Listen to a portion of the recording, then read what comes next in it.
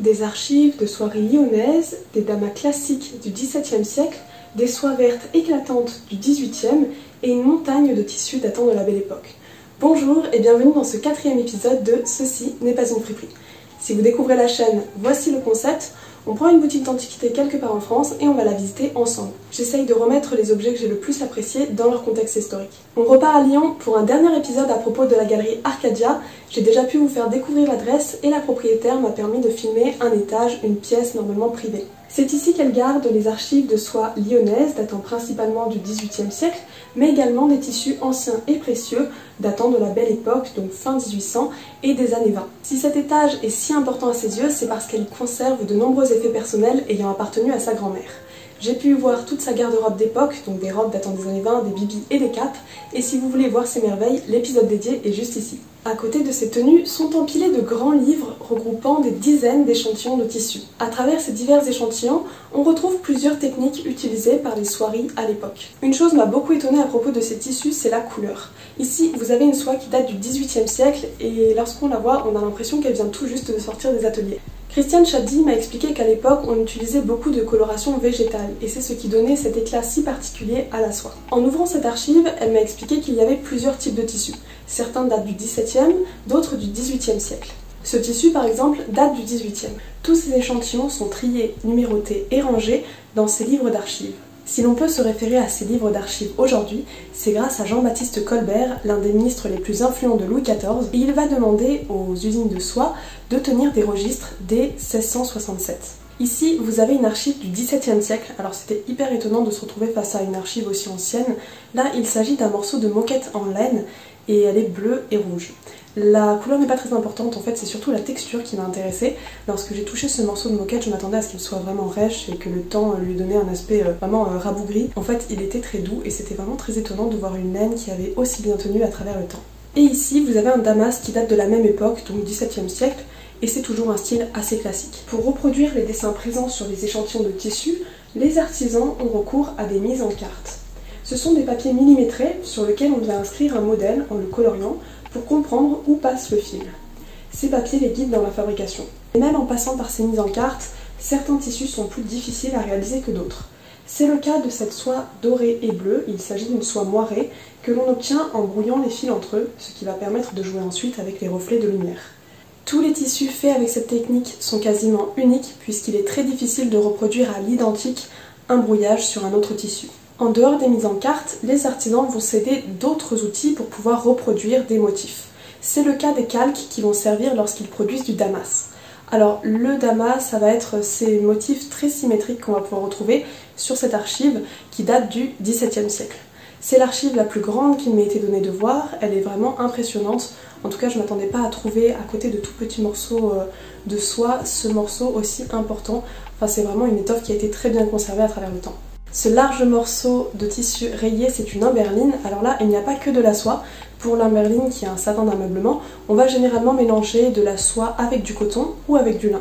Il y a certains imprimés que j'ai beaucoup appréciés parce qu'ils m'ont semblé très modernes, en tout cas on ne dirait pas qu'ils datent du 18e. Ici vous avez un imprimé qui est assez fleuri que je trouve vraiment magnifique, des imprimés roses également, et puis une toile jaune toute simple mais que je trouve magnifique. À travers ces archives, on remonte l'histoire économique et sociale de Lyon. Si cette partie vous intéresse un peu moins, je vous invite à avancer, il y aura la partie sur les tissus juste après. Tout commence en 1536, lorsque François Ier va décider de faire de Lyon le seul entrepôt de soie autorisé dans le royaume de France. Nous sommes en pleine période de la Renaissance et peu après, cette activité va souffrir des guerres de religion. Il y aura de nouveau une période prospère, mais la Révolution française, en 1789, va venir marquer un coup d'arrêt. Sous Napoléon, l'activité reprend.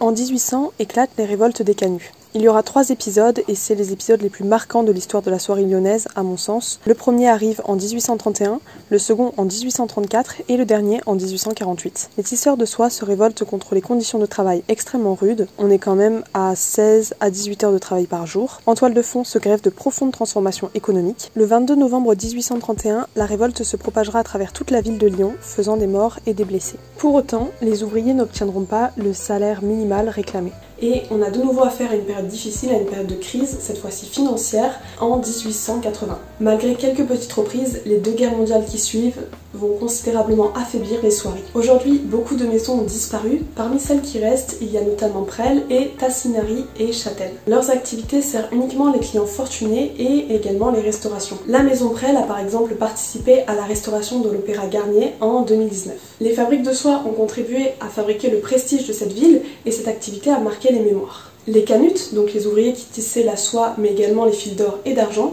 étaient considérés comme une classe sociale privilégiée. Ils savaient lire et écrire. Il y avait aussi les soyeux et ils travaillaient ensemble. Alors les soyeux prenaient les commandes, ils recevaient les matières premières et puis ils fournissaient les dessins, mais c'était réellement les canutes qui venaient faire la réalisation.